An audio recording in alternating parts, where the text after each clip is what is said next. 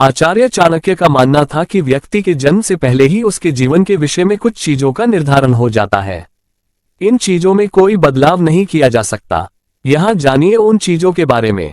कहा जाता है कि व्यक्ति के जीवन में कर्म कभी उसका पीछा नहीं छोड़ते, वो उसी तरह से उसके पीछे चलते हैं जिस तरह एक बछड़ा गाय के झुंड में भी अपनी मां को ढूंढकर उसके पीछे पीछे चलता है, उसी तरह कर्म भी इंसान के पीछे चलते हैं।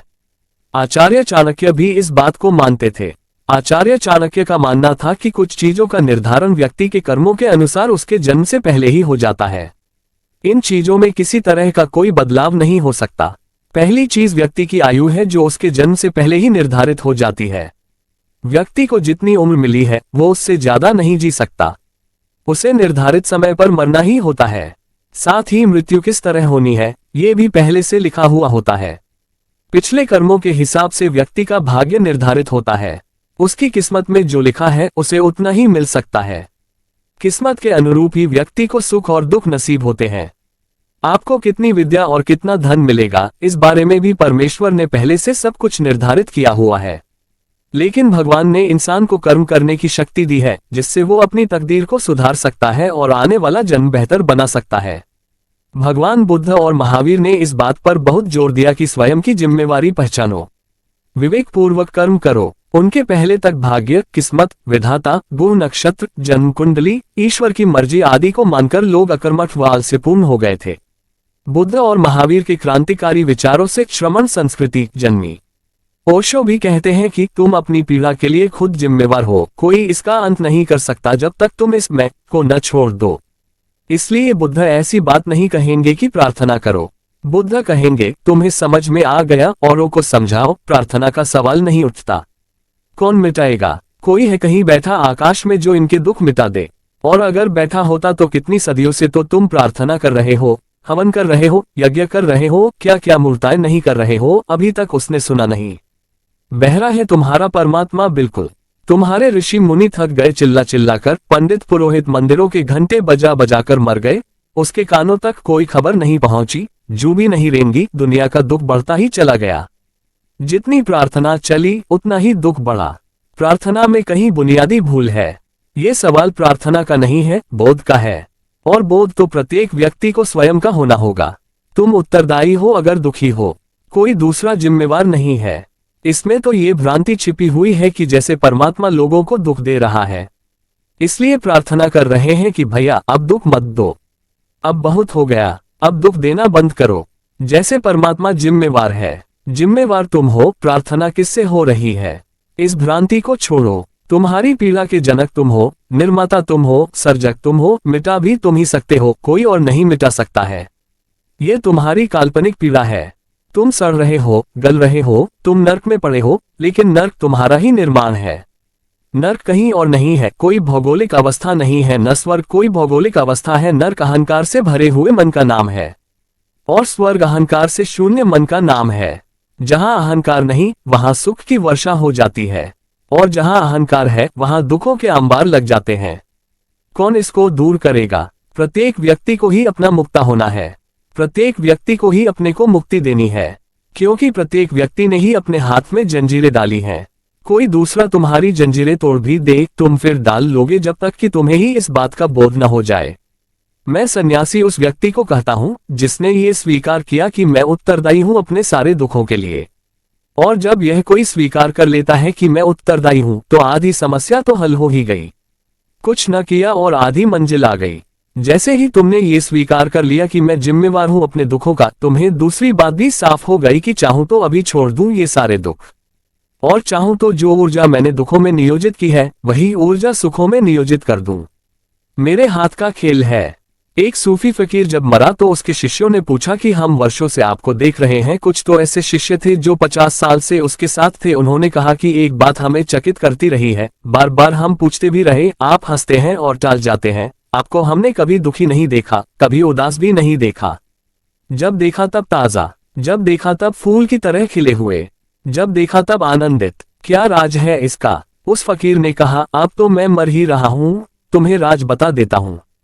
आज से 50 साल पहले मैं बहुत दुखी आदमी था, तुम कुछ भी नहीं हो, तुम क्या खाक दुखी हो। मेरे दुख का कोई अंत नहीं था, मैं 24 घंटे दुख में सड़ रहा था। मेरा ढंग ही ऐसा था कि उसमें से दुख ही निकल सकता था। अगर मैं गुलाब के पास भी खड़ा होता तो कांटे गिनता था, फूल नहीं देखता था। और जो आदमी कांटे गिनेगा उसके हाथ कांटों से बिंध जाएंगे, लहूलुहान हो जाएंगे। और जिसके हाथ लहूलुहान हो जाएंगे, आंखें आंसुओं से भर जाएंगी, उसको क्या खाक फूल दिखाई पड़ेंगे। उसे फूल दिखाई भी पड़ जाए तो भरोसा ना आएगा, क्योंकि सवाल यह उठेगा कि हजारों कांटों में फूल खिल कैसे सकता है। जरूर मुझे कुछ भ्रम हो रहा है। उस फकीर ने कहा कि लोग तो कहते हैं कि हर काली बदली में भी एक रजत रेखा होती है, एवरी क्लाउड है ए सिल्वर लाइन, मगर मेरी अपनी और ही धारणा थी। मेरी धारणा ये थी कि जहां भी रजत रेखा होती है उसके आसपास एक महान काली बदली होती है। वह मेरे देखने का ढंग था। लोग कहते हैं कि 2 दिनों के बीच एक रात होती है और गुजर जाएगी, और मैं सोचता था कि यह किस मूर्ख ने दुनिया बनाए कि 2 रातों के बीच एक छोटा सा दिन जो आया और गया और फिर अंधेरी रात है। मैं दुखों को ही खोजता था, मैं दुख ही चुनता था, इसलिए दुखी था। फिर एक दिन सुबह मैं उठा और मैंने कहा, कब तक मैं दुखी रहूंगा, कब तक दुखी रहना है। और उस सुबह मुझे ये साफ हो गया कि यह मेरे हाथ में है। मेरा गणित गलत है, मेरा हिसाब गलत है। मैं नकारात्मक को ही सोचता हूँ, मैं निराशा को ही चुनता हूँ। निषेध ही मेरे चिंतन का आधार है, विधेय नहीं। उस सुबह मुझे ये साफ हो गया कि अगर मुझे दुखी रहना है तो दुखी रह सकता हूँ, और अगर मुझे सुखी रहना है तो मैं सुखी रह सकता हूँ। तो मैंने सोचा, आज प्रयोग करके देखूं, आज सुखी ही रहूंगा, जीवन को सुख के ढंग से देखूंगा। और वह आखिरी दिन था मेरे दुख का। उस दिन मैं पूरे 24 घंटे सुखी रहा। मैं हैरान हो गया। तब से हर रोज सुबह उठता हूँ और अपने से कहता हूँ कि बोल, क्या इरादा है, आज सुखी होना है कि दुखी। और हमेशा मैं सुख के पक्ष में ही निर्णय लेता हूँ। किसको दुखी होना है? 50 साल हो गए उस बात को गए, अब तो दुख मुझे यूं लगता है जैसे कभी था ही नहीं। कोई दुख स्वप्न देखा हो जो कब का खो गया, या जैसे किसी कहानी में बात पढ़ी हो जिससे मेरा कुछ लेना देना नहीं। मैं तुमसे यही कहना चाहता हूँ, कोई तुम्हारा दुख मिटाएगा नहीं। तुम इस भ्रांति को छोड़ दो। इसी भ्रांति के कारण तुम दुख में सड़ रहे हो। जाकर मंदिर में प्रार्थना करते हो कि प्रभु, हे तारणकर्ता, हरो मेरे दुख। तुम जरा गौर से तो सोचो, इसका मतलब ये हुआ कि उसने दिया होगा तो ही हर सकता है, उसने बनाया होगा तो ही मिटा सकता है। अगर बनाने वाला वह नहीं है तो मिटाने वाला वह कैसे हो सकेगा? और अगर तुम बनाने वाले हो तो वह लाख मिटाए, तुम फिर वही कर लोगे। क्या भेद पड़ेगा? तो लोग कह रहे हैं कि हम तो पापी हैं, हम तो दुखी हैं, और तुम तो महान हो और तुम्हारी करुणा महान है, दया करो, अब दुख से छुटकारा दिलाओ। मगर ये प्रार्थनाएं चलती रहती हैं और दुख भी बनता रहता है, कहीं कोई प्रार्थना का परिणाम नहीं होता। ये सवाल प्रार्थना का नहीं, बोध का है। जो लोग दुखी हैं वे स्वयं जिम्मेवार हैं, लेकिन आदमी ने हजार तरकीबों से अपनी जिम्मेवारी टालने की कोशिश की है। तरकीबें बदलती रहीं, आदमी वही का वही, दुख वही का वही। पहले आदमी कहता था, विधि का विधान है, क्या करें, किस्मत में लिखा है। ये तरकीब हुई, करते तुम हो और कहते हो विधाता ने लिख दिया, अब हम करें क्या। खोपड़ी में लिख दिया, खोपड़ी में कुछ भी नहीं लिखा हुआ है, खोपड़ी बिल्कुल खाली है, कोई लिखावट नहीं है। मैंने लाखों खोपड़ियां पढ़ी हैं, कोई लिखावट नहीं है, मगर तरकीब थी पुरानी की विधि का विधान है, विधाता ने लिख दिया। विधाता क्यों लिखेगा? विधाता कोई पागल है, विक्षिप्त है कि तुम्हारा दुख लिख देगा कि प्रभु की मर्जी। प्रभु है ये कि तुम्हें सताने में रस लेने वाला कोई पागल है, कि इसके कारण इतना सारा दुख हो रहा है। फिर यह बात पुरानी पड़ गई तो कार्ल मार्क्स ने कहा कि समाज की व्यवस्था, क्या कर सकता है आदमी? आर्थिक व्यवस्था, राजनीतिक व्यवस्था, ये समाज है जो दुख पैदा कर रहा है। लोगों को ये बात जंची, लोगों को हमेशा ये बात जंचती है कि कोई और जिम्मेवार हो। ये बात अखरती है कि कोई कहे कि तुम जिम्मेवार हो। बुद्ध पसंद नहीं आए, जीसस पसंद नहीं आए, सुकरात पसंद नहीं आया, लेकिन कार्ल मार्क्स पसंद आया। आधी दुनिया कम्युनिस्ट हो गई, लेकिन रास्ता वही है, क्योंकि अब पुराना ढंग विधि विधान का तो खत्म हो गया। पुराना हिसाब की कर्मों के कारण हम फल भोग रहे हैं। पिछले जन्मों में बुरे कर्म किए थे, इसलिए अब फल भोग रहे हैं। तो पिछले जन्मों में क्यों बुरे कर्म किए थे? वह उसके पिछले जन्म में उसके कारण। और उस जन्म में क्यों किए थे? वह उसके पिछले जन्म में। तो जरा ये भी तो सोचो कि पहला जन्म कभी हुआ था, उसमें क्यों बुरे काम किए थे? उसके पहले तो कोई जन्म न था। मगर ये तरकीबें टालने की, अपने कंधे से किसी तरह बात दूसरे पर चली जाए, ये दुख को बचाने का उपाय है, ये सुरक्षा है, ये कवच है। मार्क्स ने समझा दी नई तरकीब। मार्क्स समझता है कि उसने कोई क्रांति ला दी। कुछ क्रांति नहीं लाई, सिर्फ शब्द बदल दिए। विधि विधान न रहा, कर्म का सिद्धांत न रहा, समाज की आर्थिक और राजनीतिक व्यवस्था जिम्मेवार हो गई। आदमी फिर वहीं के वहीं। तो रूस में तुम सोचते हो लोग सुखी हो गए हैं, चीन में सुखी हो गए हैं, जरा भी सुखी नहीं हो गए हैं। हाँ, इतना जरूर हो गया है कि अब अपने दुख की बात भी नहीं कर सकते हैं, इतने दुखी कर दिए गए हैं कि अब दुख है ये कहने की भी हिम्मत नहीं। अब दीवारों को कान है। अब जिसने कहा दुख है उसका फैसला कर दिया जाएगा, उसका खात्मा कर दिया जाएगा। अब तो कितने ही दुखी रहो, कहना तो यही कि सब सुख ही सुख है। अपनी पत्नी से भी पति डरता है कहने में, क्योंकि पत्नी भी स्त्रियों के कम्युनिस्ट दल की सदस्य है। अपने बच्चों से बाप डरते हैं कहने में, क्योंकि बच्चे बच्चों की कम्युनिस्ट पार्टी के सदस्य हैं। वे जाकर खबर दे देंगे। और हर एक को समझाया जाता है, बच्चों को समझाया जाता है कि साम्यवाद सबसे ऊपर है। तुम्हारे माता पिता अगर कोई खिलाफ बात करते हो फौरन खबर करो। पत्नियों को समझाया जाता है कि पति तो प्रायोगिक बात है, असली चीज साम्यवाद है, समाजवाद है, सर्वोपरि बात वही है। अगर पति कुछ खिलाफ बात करते हो खबर करो। हर एक घर में जासूस बैठ गए। दुख भारी है, लेकिन कोई कुछ कह नहीं सकता, कोई कुछ बोल नहीं सकता। मैंने सुना कि कुत्तों की एक प्रदर्शनी थी पेरिस में।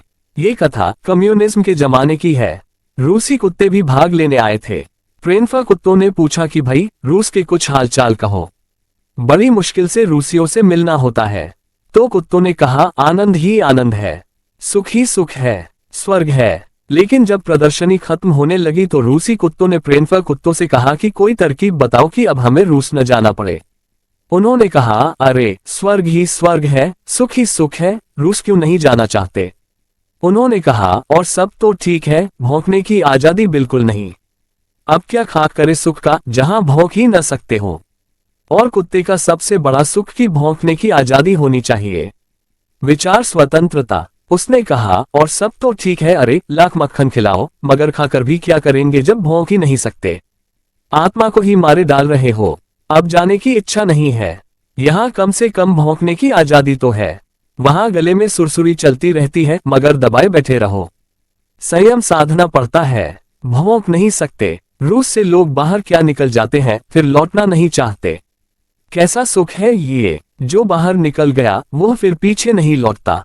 इस तरह सुख हो नहीं सकता। ये बात फिर टाल दी गई। सुख के लिए एक आधारभूत नियम ख्याल में लो, मैं जिम्मेवार हूं अपने दुख का, मैं निर्माता हूं, मैं सृष्टा हूं। न कोई पिछले जन्म, न कोई भाग्य, न कोई भगवान, न कोई समाज, न कोई व्यवस्था। मैं, मेरा अहंकार, मेरी मूर्खता, मेरा अज्ञान, मेरी मूर्छा। कष्ट होता है इस बात को स्वीकार करने में, पीड़ा होती है इस बात को स्वीकार करने में, मगर इस पीड़ा को जो स्वीकार कर लेता है उसके जीवन में क्रांति की शुरुआत है। क्योंकि यह आधा पहलू जैसे ये समझ में आ गया तब तुम्हारे हाथ में है, बदल दो। बदल दो जिंदगी का ढंग, फिर मोड़ दो नाव, फिर कोई तुम्हें रोकने वाला नहीं है। ऐसे ही मैंने आनंद जाना है। जिंदगी के सब पहलू तुम्हारे हाथ में है, तुम मालिक हो। यह मैं अपने अनुभव से कहता हूँ। यह मैं किसी शास्त्र की बात नहीं दोहरा रहा हूँ, यह मेरे स्वयं का अनुभव है और इसलिए मैं जरा भी स्वीकार नहीं कर सकता कोई लाख कहे कि कोई और जिम्मेवार है। मैं भी दुखी था जैसे तुम दुखी हो, जैसे कोई भी दुखी है, लेकिन जिस दिन ये बात समझ में आ गई कि मैं ही जिम्मेवार हूँ, उसी दिन से क्रांति हो गई।